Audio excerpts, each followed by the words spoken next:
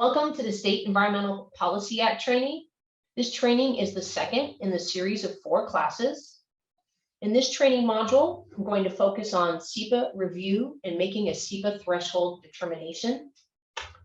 So let's go ahead and get started. We're going to start with an overview of the SEPA process. We're going to dive into the SEPA checklist and the elements of the environment, talk about the analysis of impacts, mitigation, the nuts and bolts of making a threshold determination, discuss the optional ODNS or notice of application and combined SEPA process, and have some Q&A.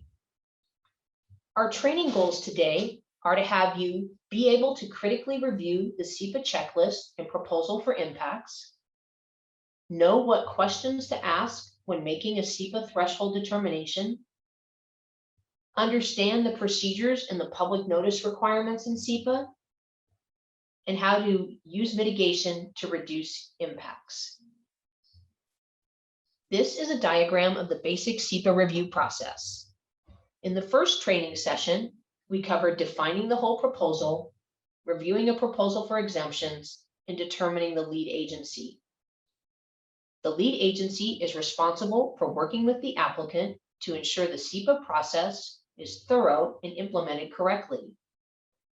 Today, we are going to focus on evaluating the proposal and making a SEPA threshold determination.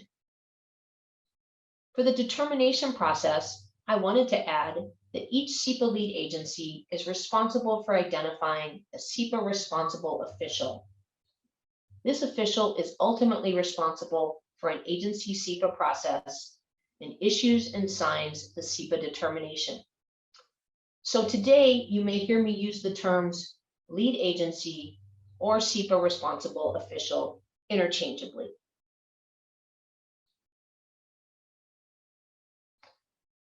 Evaluating the whole proposal. What do you consider when reviewing a proposal? All aspects of the proposal must be identified, including any interdependent pieces. The lead agency is responsible for evaluating the impact of the whole proposal, not just the impacts related to the permit being issued or the agency area of expertise. The lead agency has a responsibility to look at project information, including the permit application and SEPA checklist, and to request additional information if needed. A lead agency can also consult with other agencies and also consider mitigation from local, state, and federal laws. A consultation process is an informal way of getting feedback from agencies with jurisdictions, expertise, state agencies, and tribal government. And finally, a lead agency is to consider all phases of the proposal, including construction, operation, and support facilities, and in some cases, consider decommissioning a site. A lead agency also needs to consider consistency, consistent with your GMA comprehensive plan and development codes and other state, local, and federal regulations. The SEPA rules identify the steps a lead agency must take to ensure a thorough and robust SEPA process. These steps are found in WAC sections 197-11-315, which covers the checklist and the flexibility in it for lead agencies, WAC 197-11-330, which describes the threshold determination process, and WAC 197-11-335, which allows a lead agency to request additional information. Before we look at each step here, I'd like to talk a bit about the SEPA checklist and available resources to complete and/or review it.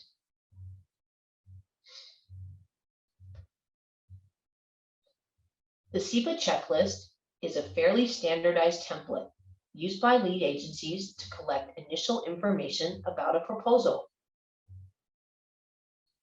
The SEPA checklist was last updated in 2016. It's designed to be generic in order to apply to a wide range of project types. Normally, one person does not have the expertise to review a checklist, determine it is complete, and make a SEPA determination. It takes a SEPA team, starting with a SEPA responsible official, local planning staff, and agencies with expertise. The checklist includes questions about a proposal's location, associated future projects, and potential impacts on different environmental elements. SEPA requires lead agencies to think beyond the issues associated with a specific permit and look more broadly at all different types of potential impacts.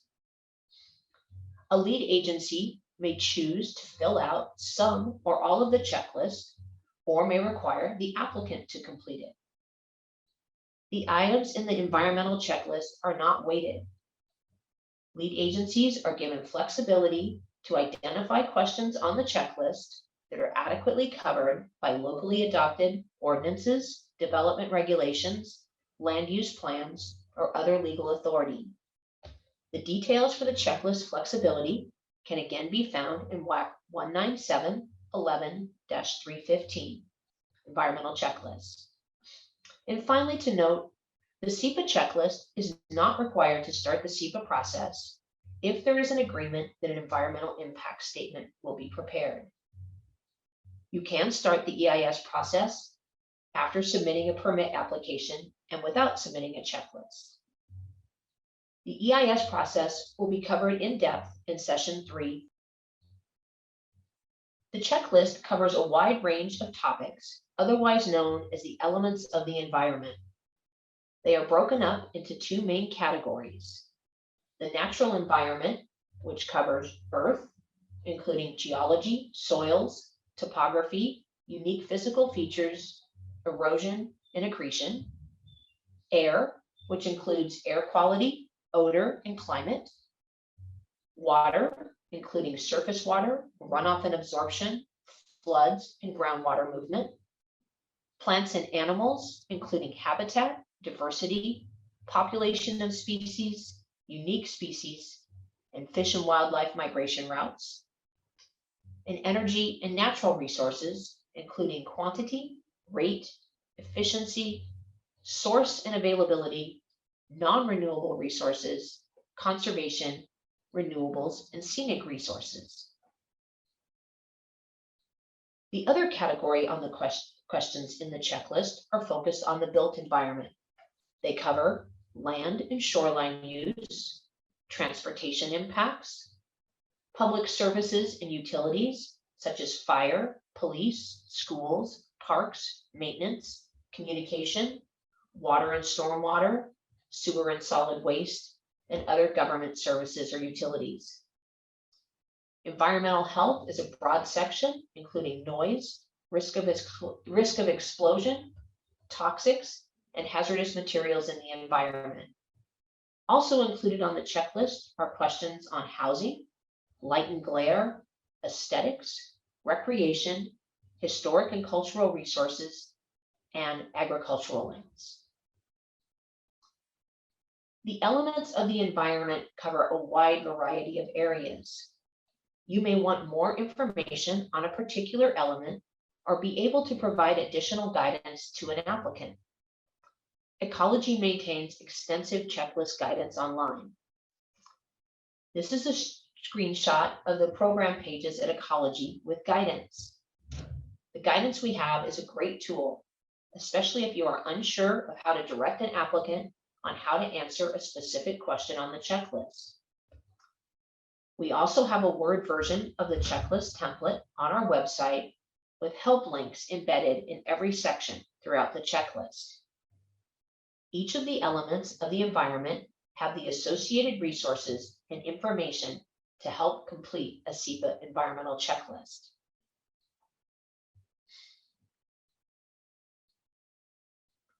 When you click on a particular category, you will find that the guidance is comprehensive and drills down into each question and sub-question. These resources may also help you review a checklist more thoroughly by understanding the type of information being asked. How does the SEPA environmental checklist work for non-project actions? It's the same procedure of using the SEPA environmental checklist, except the questions in Part B are optional. If a non-project action is a comprehensive plan update or similar proposal that will govern future development, the impacts need to be considered of the future development that might be allowed. So in this case, some questions in Part B may be applicable. Again, for non-project actions, a lead agency can remove questions in Part B that are not relevant. The applicant or lead agency would also complete Part D, the supplemental sheet for non-project actions, and the lead agencies can also use the optional non-project review form found with our SEPA form templates.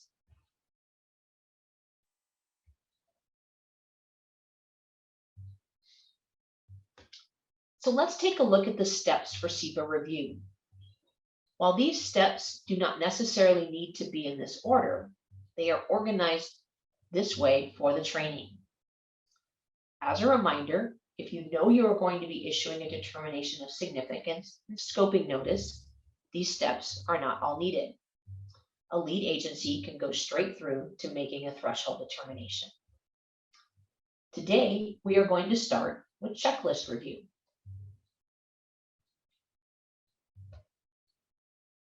These are the considerations a lead agency needs to make.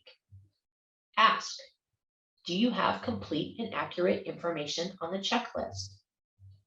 Be mindful of responses that show not applicable, or none as far as I know type of answers. Review for complete and accurate information.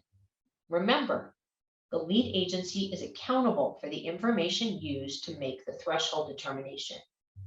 If you don't feel the checklist is adequate, take action to improve the information. Once you have reviewed the checklist, you can then request additional information from the applicant if necessary. Document your comments on the checklist and consider making changes to it. Consider distributing the draft checklist for interagency consultation. This is a process where you ask for informal feedback on the checklist and the proposal.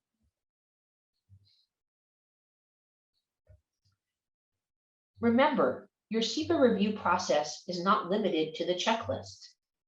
You can also look at studies of the project site or surrounding areas. Some examples of studies include wetland delineation reports, traffic studies, cultural resource reports. You can also look at and consider using previously prepared SEPA documents. You want to look, is this proposal consistent with the adopted comprehensive plan? Is it consistent with the shoreline master plan for the community? These are just a few ideas of things to consider in addition to the checklist. Now let's pivot to looking at impacts. Some things to ask when reviewing the checklist. Which elements of the environment will be affected? When will the change occur? How long will it last? And is an adverse impact likely? And is it significant? We will explore these more. A lead agency is responsible for all these considerations. When you are considering if a proposal may have a probable significant adverse environmental impact, consider the context of the physical setting, the likelihood, the duration, the intensity of the impact, and if multiple impacts affect resources. There were many questions from the pre-training survey about how to determine significance. In the WACs, there are a couple definitions that will help you. WAC 19711-782 defines the term probable as likely or reasonably likely to occur. WAC 19711-794 defines the term significant as a reasonable likelihood of more than a moderate adverse impact on environmental quality. A lead agency considers the context, meaning the affected environment in which a proposed action will occur. This can vary based on physical setting, the likelihood, the chance of an impact occurring. Also consider that an impact may be significant if its chance of occurrence is not great, but the resulting impact would be as severe if occurred. And then intensity. It depends on the magnitude and the duration of an impact. Let's take a deeper look at impacts now. Indirect and direct impacts. An indirect impact occurs at the same time and location further removed from the main proposal itself. These are sometimes referred to as downstream and upstream impacts. They include things like increased traffic on connecting roads and highways, facilitating additional commercial or residential development, and reducing the capacity of a sewage treatment plant or water supply system. Direct impacts are more immediately associated with the proposal and often include effects such as loss of habitat due to construction, groundwater use, stormwater runoff, or glare from windows in a building. You will also want to look at both short and long-term impacts of a proposal. Short-term impacts are impacts that occur during a short period of time. This includes impacts from construction activities like dust, noise, and water pollution. Long-term impacts are impacts that will occur over the lifetime of a project and beyond. These include impacts from the operation and maintenance of a facility, like air or water discharges, soil contamination, use of natural resources, and others. For some types of facilities, such as an industrial facility, gravel mine, or landfill, long-term impacts may also include closures or decommissioning activities. WAC 19711-330 describes the requirements for making a threshold determination. Included in that is needing to consider sensitive and special areas, look at the loss of historic, scientific, and cultural resources, impacts to parks, impacts to prime farmlands and wetlands, including also impacts to wild and scenic rivers or wilderness, endangered or threatened species, and public health or safety.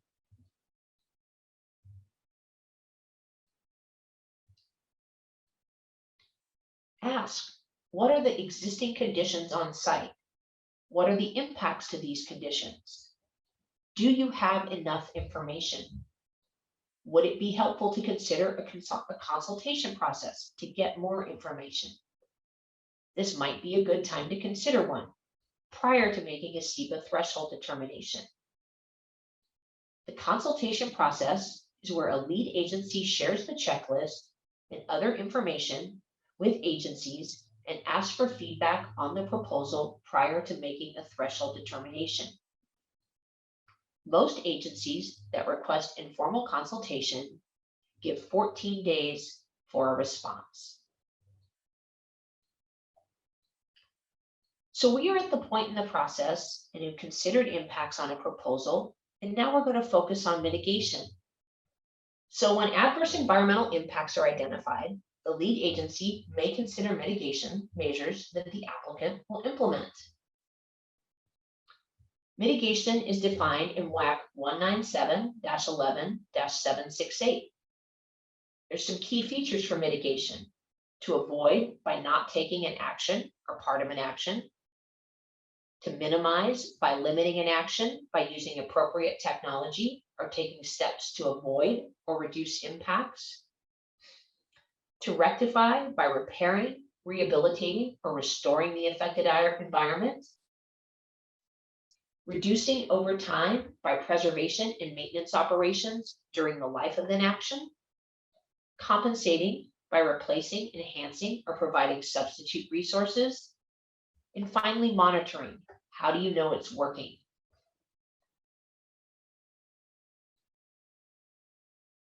What do you consider? What other regulations will condition the proposal? Some resources have regulations, guidance, or policy which identify specific threshold levels. For example, water quality standards or air quality standards. Ask, is the applicant willing to address concerns and issues by modifying the proposal? Or is the applicant willing to provide the lead agency with voluntary mitigation measures? Voluntary mitigation can exceed the level regulatory requirements and produce a much improved, more desirable projects. Ask yourself, is there any reasonable mitigation available to address impacts? Mitigation conditions must be reasonable and capable of being accomplished. SEPA substantive authority can also be applied to require additional mitigation based on a proposal's identified potential adverse impacts and a lead agency's adopted SEPA policies and procedures.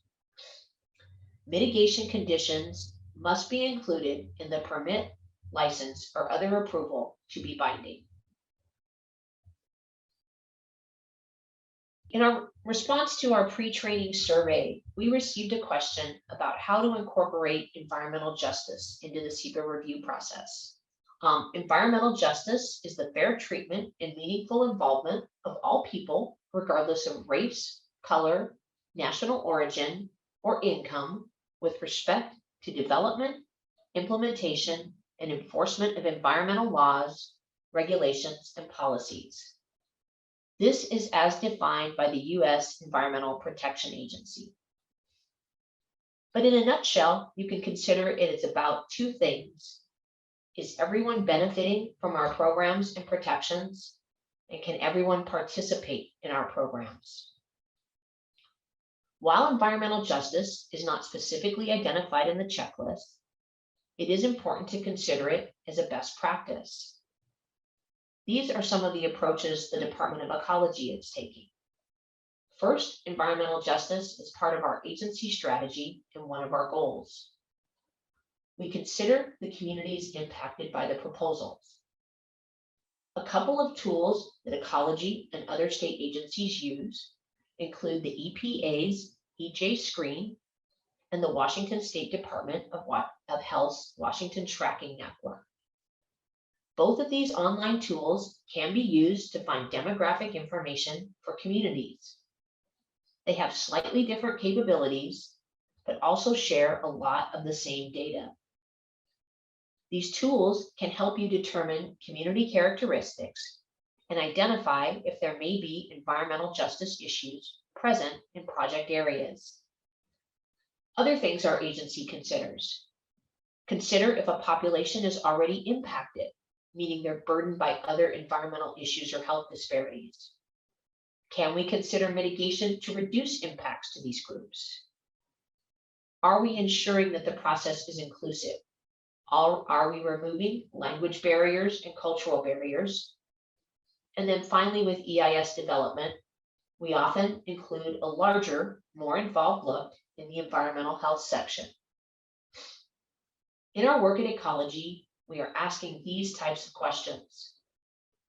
Can everyone should receive the same level of protection from a water quality permit or air permit? And then, is everyone able to fulfill the requirements of their permits? Can everyone participate in our grant programs? Are we using our funds to benefit all communities, especially those that are burdened by environmental impacts? These are just a few of our considerations that our agency makes, as environmental justice is a high priority topic for the Department of Ecology. So I just wanted to share that information. There'll be, I think, more discussion about environmental justice issues in the future, perhaps with SEPA. But for now, that's what Ecology is doing. Let's move on and talk about making a threshold determination. You have thoroughly reviewed and evaluated a proposal. You've used the environmental checklist and other information. The lead agency has considered perhaps comments received from the public or other agencies during public meetings, during the consultation process, pre-threshold meetings, or in a notice of application process. A SEPA threshold determination is a formal agency decision on whether a proposal is likely to result in significant adverse environmental impacts for which mitigation cannot be easily identified. This is a decision a lead agency and SEPA responsible official must be willing to justify and defend. Let's take a look at some decision options. A lead agency can issue a determination of non-significance. This is issued when the responsible official has determined that a proposal is unlikely to have significant adverse environmental impacts. Issuing a mitigated determination of non-significance is designed to reduce or eliminate environmental impacts. When changes to a proposal or mitigation measures are identified that will reduce an identified significant adverse impact to a non-significant level, a mitigated DNS is issued.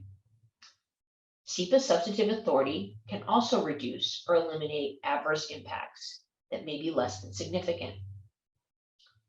And finally, a determination of significance is issued when the SEPA responsible official decides what there are likely significant adverse environmental impacts that have not been adequately addressed. This starts the EIS process. The third training session will focus solely on the EIS process. A lead agency needs to ask these questions each time they make a determination. Is there a significant adverse environmental impact? Can the adverse impact be mitigated below significance? A lead agency weighs the severity and likelihood of an impact occurring. An impact may be significant if its magnitude would be severe, even if its likelihood of occurrence is low. An example like this would be a catastrophic spill. Not going to happen very often, but if it did, it would be severe. To determine if a proposal will have a significant impact, the responsible official may consider a number of marginal impacts taken together that can result in a significant impact. So even one significant impact is sufficient to require the EIS process. Let's talk about significance a bit.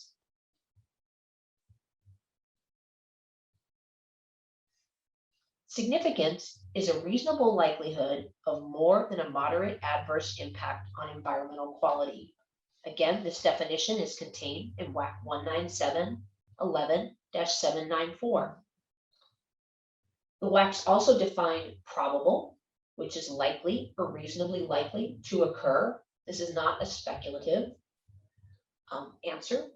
The environment is defined as the elements of the environment, the ones listed on the checklist. And impacts are also defined as the consequence of an action on the elements of the environment. Considering significance, think about these things. The context, the affected environment in which a proposal will occur. This may vary with the physical setting. The intensity depends on the magnitude and the duration of the impact. Severity of an impact should be weighted along with the likelihood of its occurrence.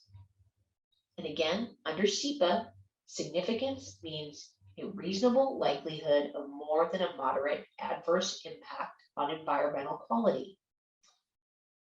This term is often non-quantifiable, but involves the physical setting as well as the magnitude and duration of the impact. In determining significance under SEPA rules, the beneficial aspects of a proposal must not be used to balance adverse impacts. You should also consider the existing environment, the probable impacts of the proposal, and any proposed mitigation to make a threshold determination. Look at each resource. Some may have probable significant impacts, some may not. Remember, you are identifying areas that may need a more thorough look to see if impacts are significant or not. ask the question, are they likely? If there is a probable significant impact, can mitigation be proposed that would reduce it below significance? And again, some resources have regulation, guidance, or policy which identify specific threshold levels. For example, water quality standards and air quality standards. If the impacts exceed the standards and no mitigation is proposed, then there is likely a significant impact.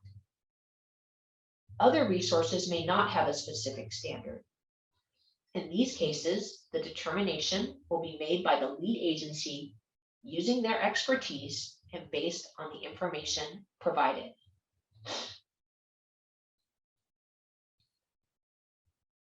You have done your best due diligence and completed the steps to make a SEPA threshold determination. The lead agency makes a threshold determination after review of the SEPA environmental checklist and other information and considers the impacts for the proposal. WAC 19711-310 states that a responsible official shall make a threshold determination no later than 90 days after the application and supporting document are determined to be complete. As identified earlier, there are two main decision pathways: the DNS and the DNS with mitigation, which you see on the left-hand side of your slide.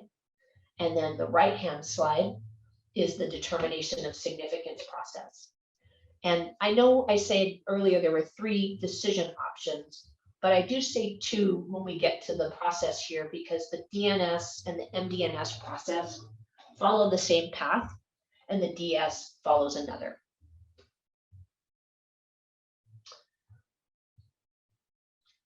Let's talk about the DNS, or the determination of non-significance process. This is not intended to be just a formality, but the justification of why an EIS is not needed.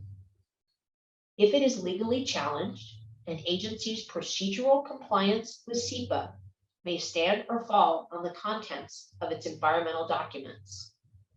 This is often termed the adequacy of the determination of non-significance.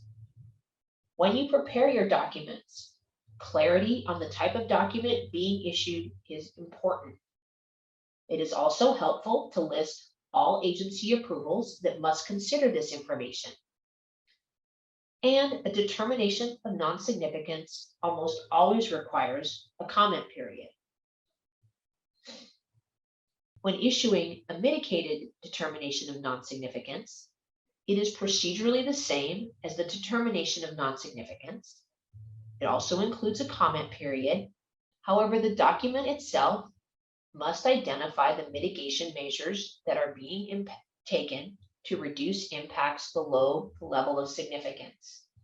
And again, a mitigated determination of significance almost always requires a comment period. There are no exceptions to this as far as I'm aware.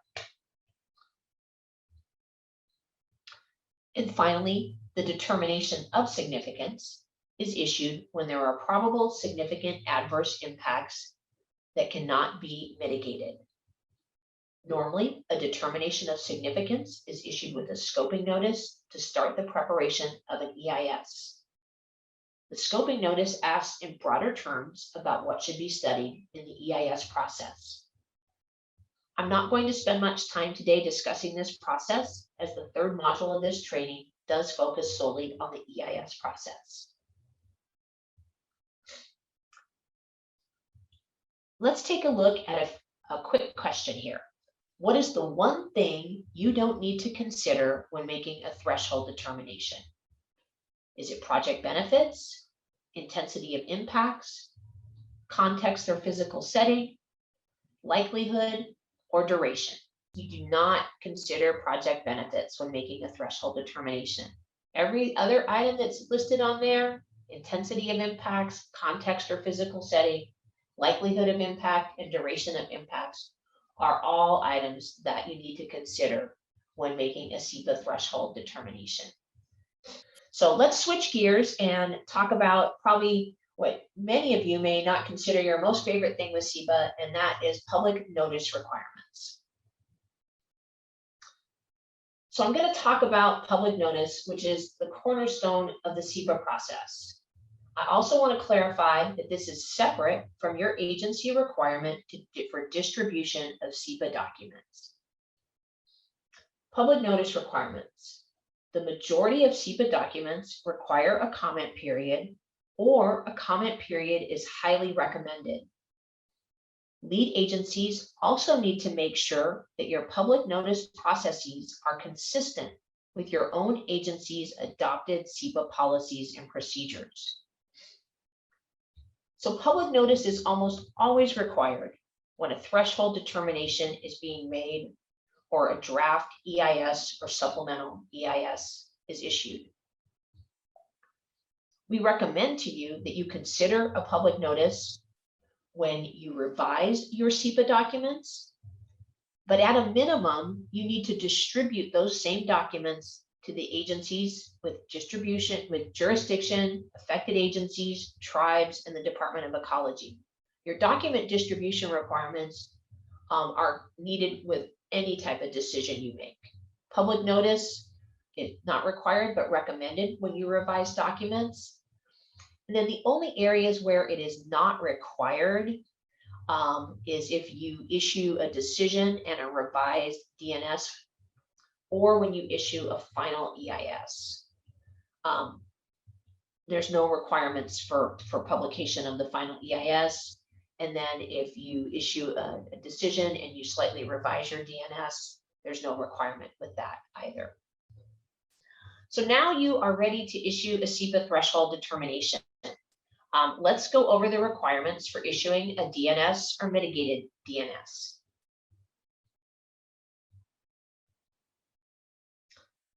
So to issue a determination of non-significance or a mitigated determination of non-significance, the required documents would be the determination of non-significance form, or the MDNS form, along with the checklist and any other supporting documentation that you use to inform your decision.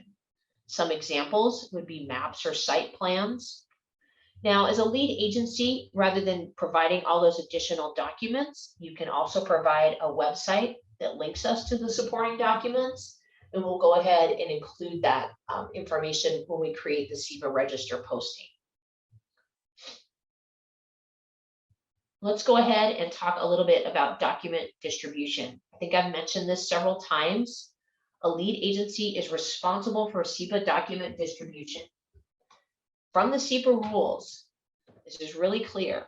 The date of issuance of the DNS is the date the DNS is sent to the Department of Ecology and agencies with jurisdiction and made publicly available. One thing you need to keep in mind here is this is in addition to your public notice requirements is the document distribution. And I get a lot of questions. I'm going to go off script here for a minute. I get a lot of questions from lead agencies when they have a failure to do one of these processes. And so know that if you have forgotten to do document distribution, you are not the only agency that has done that. And I recommend that you give SEPA Help a call and we'll talk through it. It's really important to make sure that you've done your public notice correctly and your document distribution, but there are some remedies to correct issues if you've had a process failure. Let's go ahead and move on now. So let's say you're not sure, you're a smaller agency and you're not sure who to distribute documents to. So Ecology has some resources that may support you in this. We maintain SEPA lead agency contacts on our website. We just went through a process recently of contacting everybody and asking for updates. So this should be fairly updated information. You can also call SEPA Help for ideas on document distribution if you're not sure or you need some sample lists. For smaller jurisdictions that don't do SEPA very often, consider asking a neighboring larger jurisdiction, such as your county, to share their SEPA document distribution list with you. Let's talk about public notice. I think we try to hit this point home. This is almost always required with SEPA. The rules don't say when you cannot have public notice. They identify the criteria when public notice is required. So if any of these following criteria apply to a proposal, a 14-day comment period is required for the determination or mitigated determination of non-significance process. Is there another agency with jurisdiction, meaning a license, permit, and other approval to issue? Does the proposal include a demolition of a structure that is not exempt under the minor new construction thresholds? Does the proposal require a non-exempt clearing and grading permit? Has the proposal been changed with mitigation measures being added under WAC 197-11-350 that reduce significant impacts to a non-significant level? You're issuing a DNS that follows a withdrawal of a determination of non-significance, or a MDNS. This applies even if the DNS and the withdrawal are issued together. So again, these are always actions that require comment periods. The proposal is a GMA action. So again, the rules don't clarify when you cannot have a comment period. The rules clarify when you need to have a comment period. It's also important to consolidate comment periods whenever possible. So for example, would be a local agency is issuing a permit or a decision and it's concurrent with an ecology MACTA action. They're combined, an action under the Model Toxics Control Act. That would be an example where that particular action with ecology has a comment period and the local permit has a comment period. Those two agencies, in that case, if they were separate lead agencies, would want to work together to combine their comment period. Keep in mind that combining comment periods provides clarity for commenters. They don't understand sometimes why they're commenting on a piece rather than the whole thing. And at any point in time, a comment period can be longer than 14 days. That's another thing to keep in mind. A lead agency can also extend their comment period without, you can extend it on the SEPA register. You don't necessarily have to republic notice if you want to provide an extension. Let's go ahead and what do you do with comments? And this again is particularly focused on the determination of non-significance or a mitigated determination of non-significance process. So the SEPA lead agency must consider all comments received when a lead agency issues their determination. However, you do not need to reply to comments, but you need to review and consider them. After review of comments, a lead agency may determine that the comments do not warrant additional review and retain the determination of non-significance. There is no additional documentation is required for this process. There's no agency decision. Your DNS is just on file with your documents. Let's say that you've received a comment that you decide that more information needs to be added to the DNS, or you're going to issue a revised or modified DNS. The DNS may include revised information, such as additional mitigation measures or proposed changes to the project. When doing a modified DNS, you may include a new or revised checklist or an addendum to the checklist. And again, just as a reminder, whenever you're revising SEPA documents, you do need to notice them.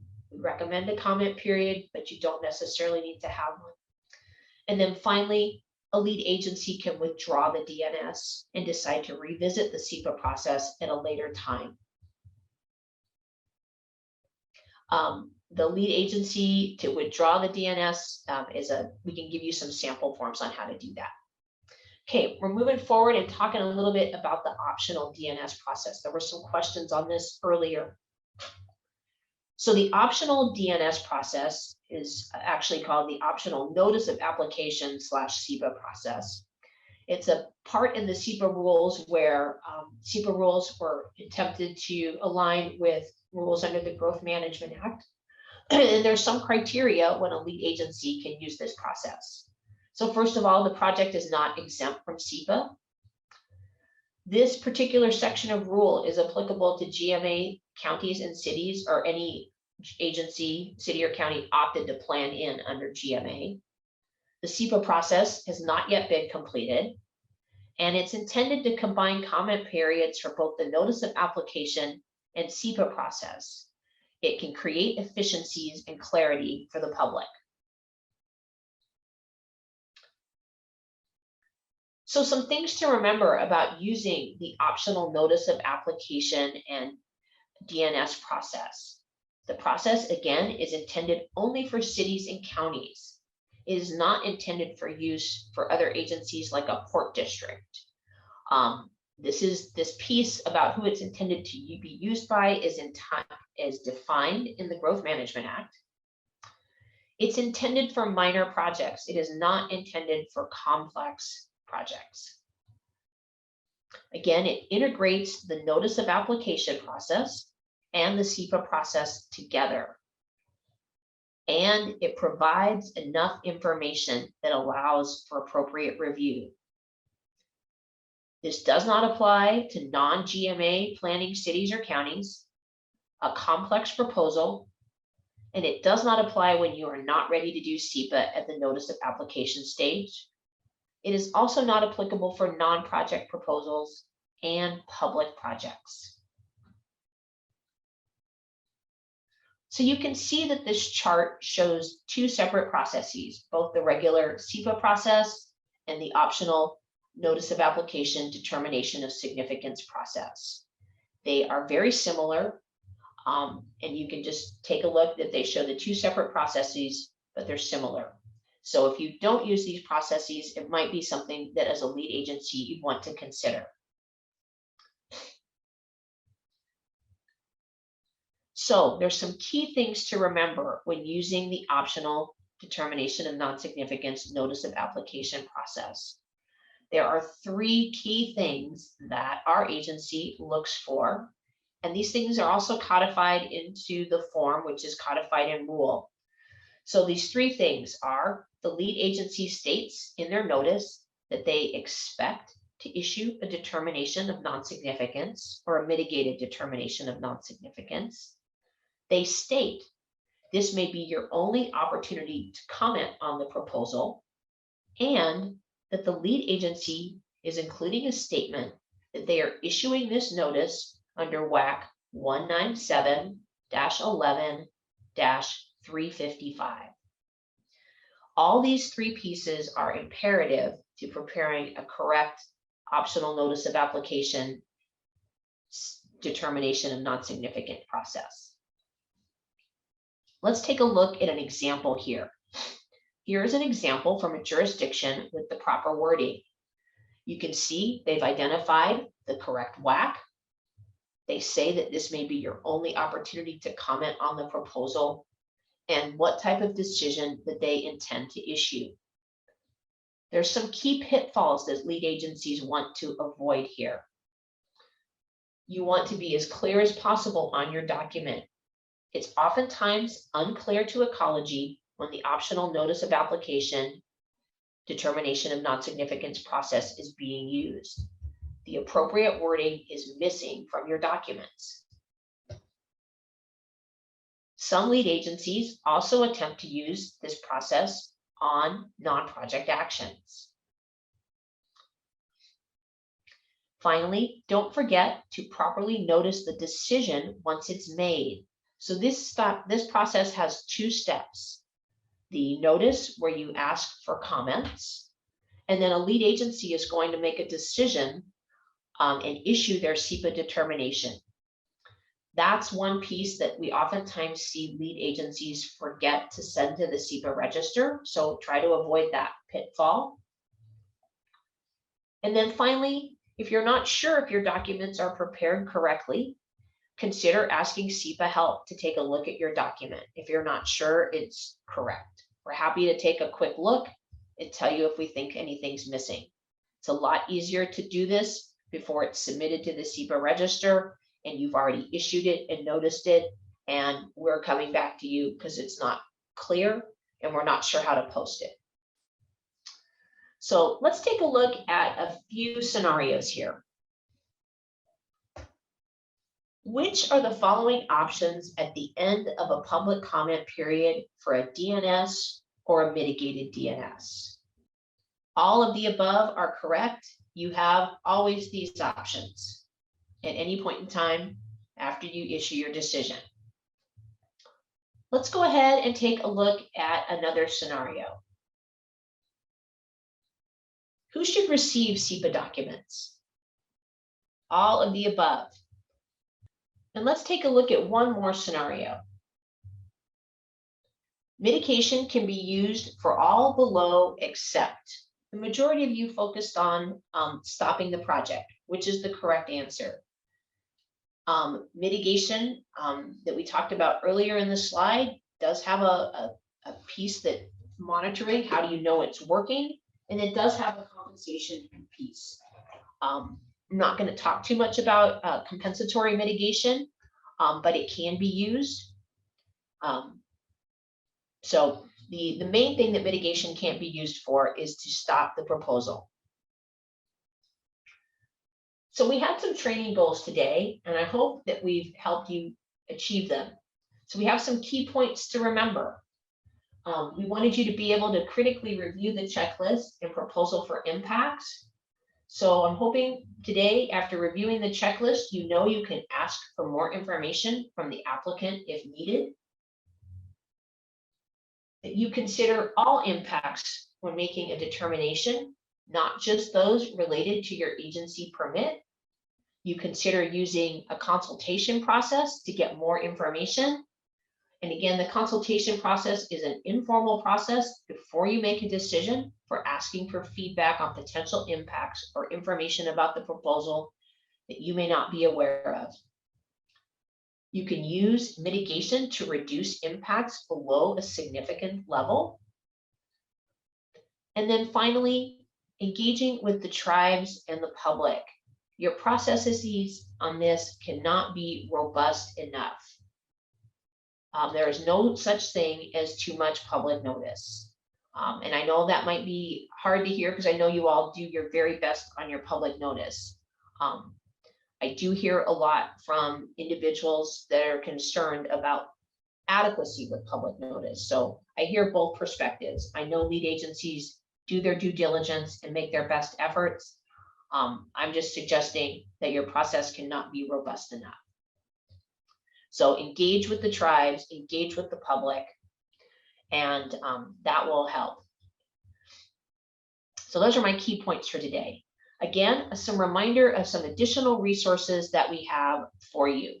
Use the SEPA register to look at other agencies' SEPA documents. This can be helpful.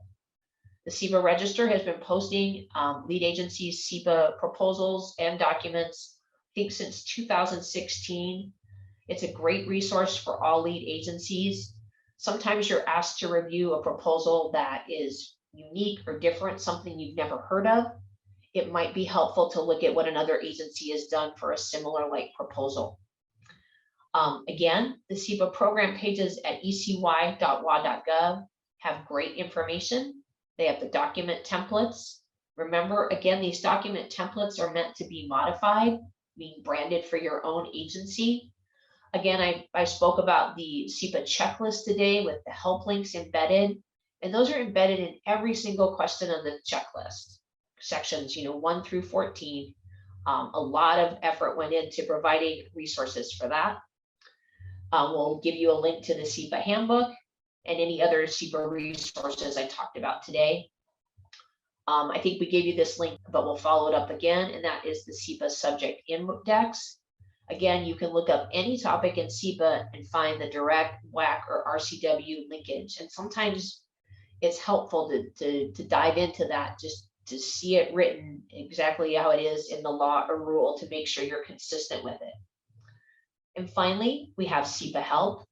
If you are not finding the information or you're unsure about a SEPA situation and you want to talk about it, again, I offered today to take a look at your documents. If you don't prepare SEPA documents often, you're a smaller lead agency, I'm happy to take a look and let you know if they're consistent with what my understanding of SEPA laws and rules are. And then finally, there's other resources out there for you, but again, I never forget the value of the Municipal Research and Services Center website. They have a lot of SEPA resources and a lot of good information. It's mostly geared towards local government, but I also sometimes direct just individuals, citizen activists that want to understand more about SEPA. There's a lot of just good general information.